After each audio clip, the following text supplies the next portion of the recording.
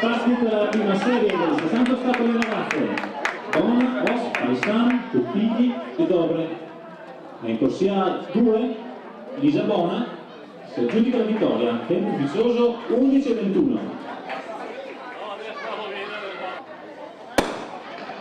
Partita la seconda serie.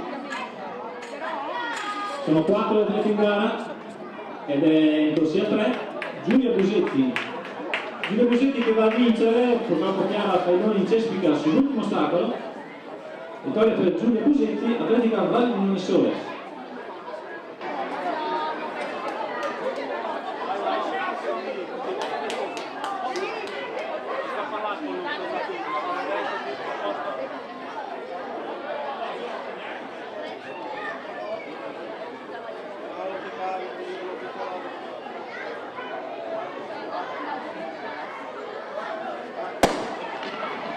Partita la terza serie, 4 atleti in gara anche in questo caso.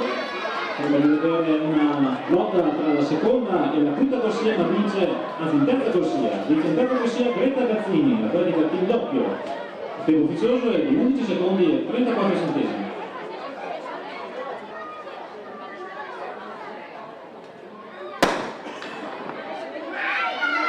La serie dei 60 ostacoli ragazze.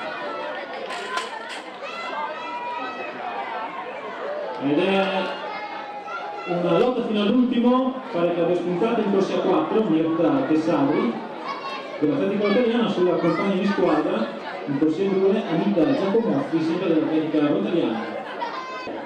La pedana del salto in lungo per provare la rincorsa.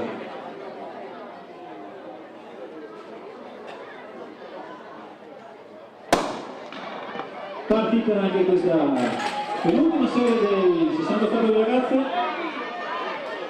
Dell'atletica Pignone in corsia 4. In corsia 4 Francesca Gasperi si aggiudica la gara con il tempo ufficioso di 10:04 sull'atleta di casa Vanessa Piazzola.